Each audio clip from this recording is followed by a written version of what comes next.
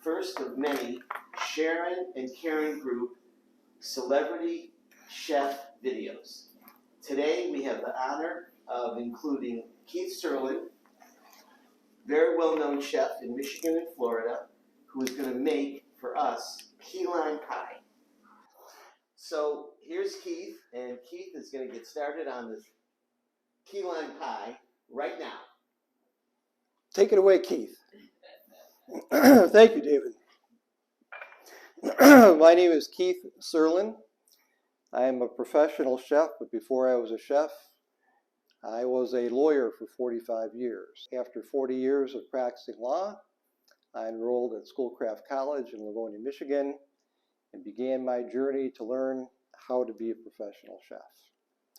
2.5 years later, I graduated, and I formed a catering company. It is called The Golden Chef. And although I still practice law because I have a mortgage payment, I have a lot more fun cooking and baking than I do in the courtroom. That's my background. So today, I've been asked to demonstrate the preparation and the baking of a key lime pie. A key lime pie is something that everybody likes. I have never, ever had a guest in my house who has turned down a piece of key lime pie. They're aromatic, they're tasty, you've got that sweet and you've got the sour, you've got all the combinations you need for every good food. So let's begin. So let's talk about the ingredients first. There are two main types of limes that we use for key lime pie, and I'll show them both to you. These are commonly referred to as Persian limes. Persian limes. As you can see, they're nice and green, and they're nice sized limes. The other lime that we use, which is less common, is actually the key lime. So if you're making key lime pie and you want to make the pie with the real key limes, these are the real key limes. As you can see, they are substantially smaller, much smaller than the Persian lime. I take these Persian limes and I cut them and I squeeze them and I use a strainer because we don't want any seeds, no seeds. And we're going to want to use about 1/2 cup. Now before we cut the lime and before we squeeze it, we'll want to zest it. So zesting is very easy, but we have to be careful. Why? Because there's a white part underneath this oily skin and it's very bitter. So we don't want to use that part. So we want to take our zester here and just do the surface. And we're going to want to use two of these limes, the zest from 2 limes. You'll see some recipes that call for a teaspoon or a tablespoon. I don't believe in that. Just take 2 limes, zest them. When you're done, you don't have to measure. So if you notice, I just used the skin, the green part. I left the white because we don't want any of that white part there. So that's critical because you don't want a bitter taste. You want a sour taste in your pie, but you don't want a bitter taste. Now let's talk about the pie crust. I make my key lime pies in a very traditional way, and that calls for a graham cracker crust.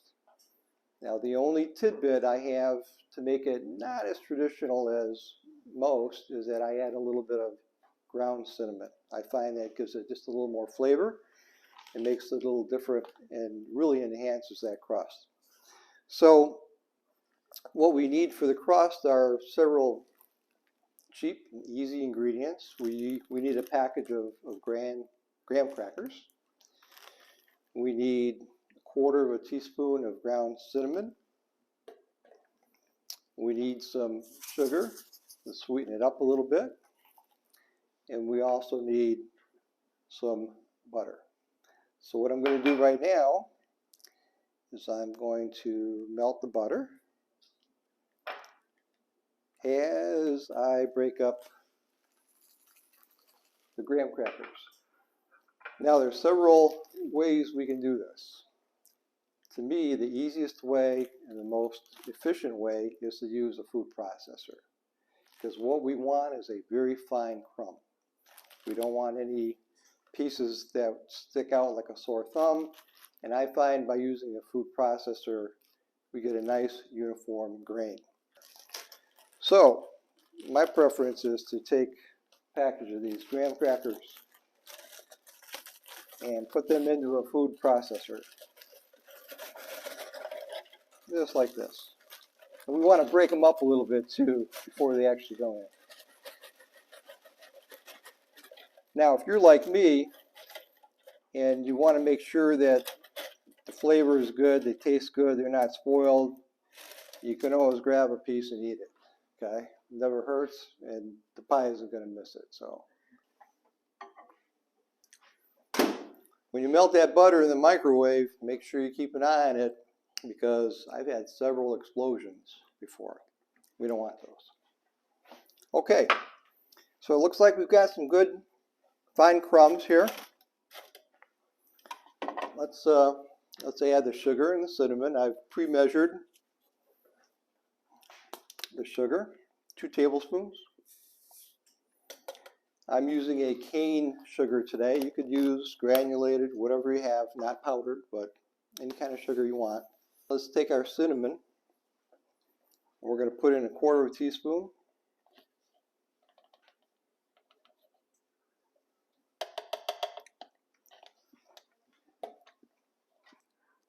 And now the last ingredient that we're going to add is the melted butter. We want to scrape all that goodness in here.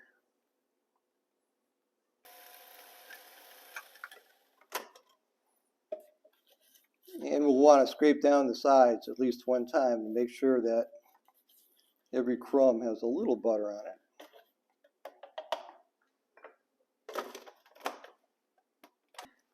All right, so let's talk about the different kinds of vessels that we can use when making our key lime pie. My preferred vessel is the standard 9-inch Pyrex pie plate. I find it very convenient, very easy to use, very easy to clean. This is my all-around favorite. If you don't have one of these and wanted to make a bigger pie, you could use a tart pan like this. This would work fine. It's a little bit bigger, and that's okay. Or you could use the old-fashioned aluminum kind, and that's just as good. So what we're going to do now is we're going to put this, we're going to scrape this crust. I don't know if anybody can smell it or not in here, but I can. And it looks like we've got a good consistency. It looks like this is going to form a very nice crust. We don't want to waste any. We want to get it all. So now that we've got our graham cracker mixture into the pie plate, we need to make sure that this gets pressed down so that it bakes correctly and so that it holds that delicious custard that we're going to be making in a few minutes. And I like to start in the middle and work to the outside, because we want to form a ridge. Now it doesn't have to be perfect. It doesn't have to look beautiful, because we're going to put that filling inside, so nobody's going to see this. Okay, so now we're ready to bake this crust. We're going to put it on a pan, and we're going to put this in the oven for 10 minutes at a preheated oven of 350 degrees. So we've had this pie crust in the oven for about 12 minutes. And take a look. And it is perfect. Absolutely perfect. Now comes the fun part, the main preparation for making this key lime pie. The ingredients we're going to use today our 4 egg yolks, which means we have to separate the whites from the yolks first. We're going to be using a full 14-ounce can of sweet condensed milk. And of course, the most important ingredient, a half a cup of lime juice. Now this was frozen. I guarantee you this is going to taste just as fresh as if we squeezed a lime today. The filling is the zest laying right here in this pie tin. That will make up our entire custard today. So first, let's start with the eggs. Eggshell.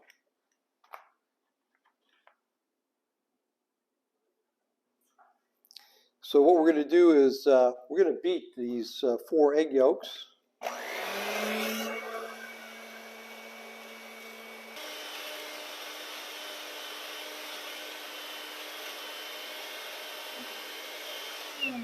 We're going to beat this, well, we did beat this for about 4 minutes, and the goal is to obtain a thicker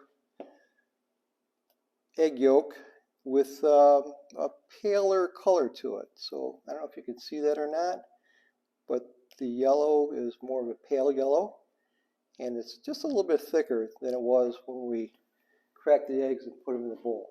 So now we're going to add our sweetened condensed milk to the thickened egg yolks.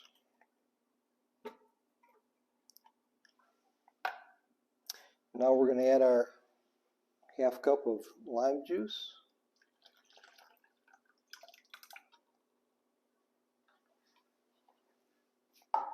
And the zest from the lime.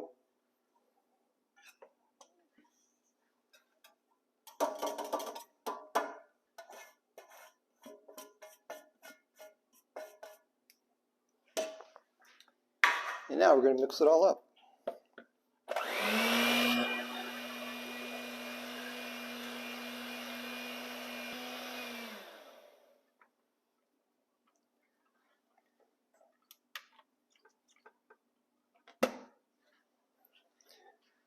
Okay, so custard filling. And we're going to pour it right in here. These flecks of green are beautiful. That's, of course, the zest.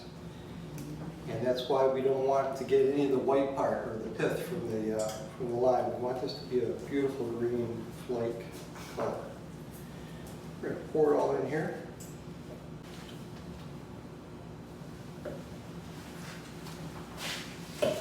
The filling inside the crust. I'm going to move it around a little bit to make sure it's even. And once again, we're going to do a tap, tap, tap, just like being at the dentist, to make sure that it's nice and even, and that if there were any air bubbles, they're now gone. All right, so our oven is at 350 degrees.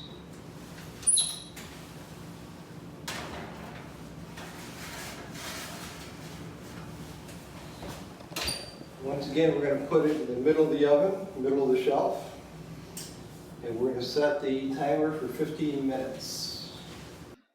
We're at the stage now where our custard has set. It doesn't have to set all the way because it continues to set when it's in the refrigerator. So we're going to take it out of the oven because we don't want to burn that beautiful crust.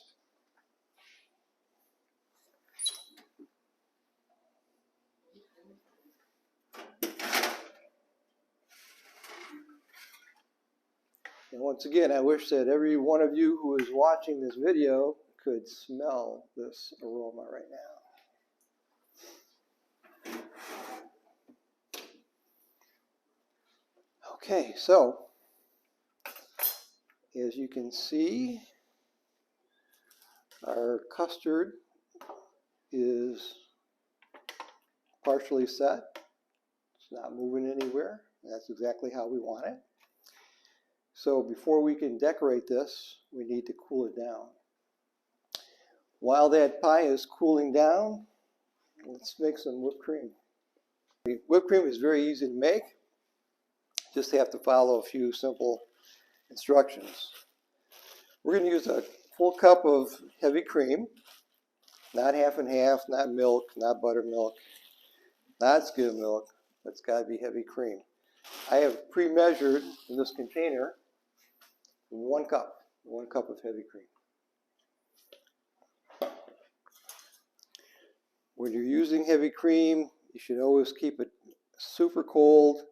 It's better to put it in the freezer before you're going to start whipping, and it'll whip quicker and better. All right, so we have our heavy cream, 1 cup of heavy cream in a bowl. We are going to add 1/4 cup of powdered sugar.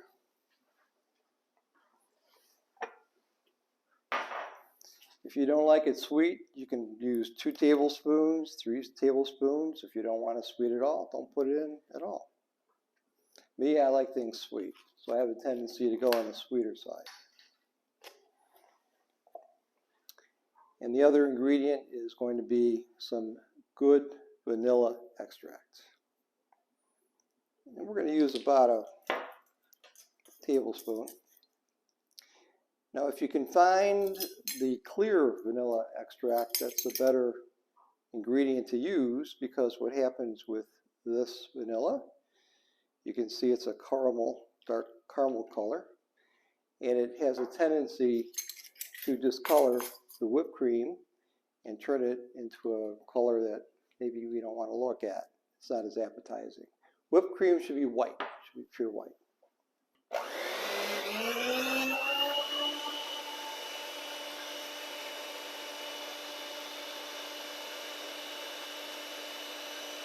So here we go. We have some whipped cream that's been whipped to a stiff peak.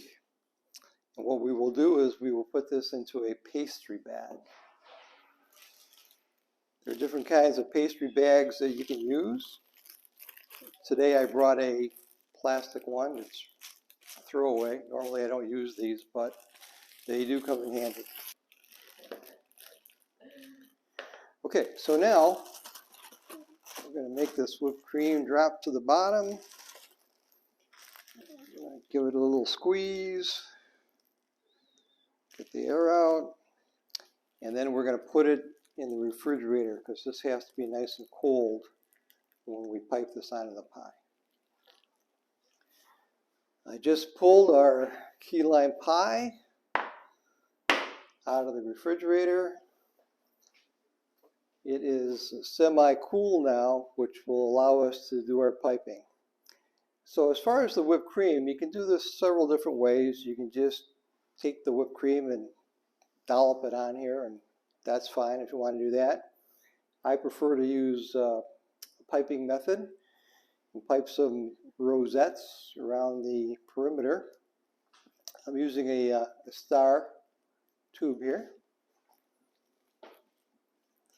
Let's do some piping.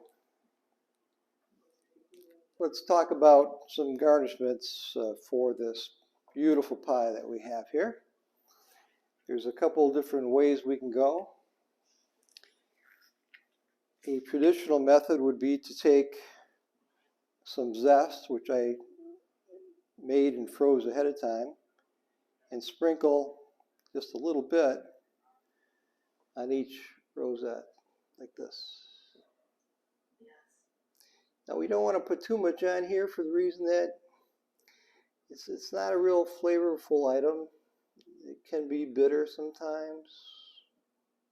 Now this would be your classic, and I mean your classic key lime pie, just like that. What I like to do is add several other elements to this pie. And those elements are chocolate mini chips, which we just spread randomly on top of the custard. You can put a lot, you can put just a few. And the other thing I like to do is I like to take a kiwi. Take this kiwi and I peel it. It's going to look like this after it's peeled. I'm going to cut it in half. And then we'll take just a few pieces and put them in the inside of the perimeter here.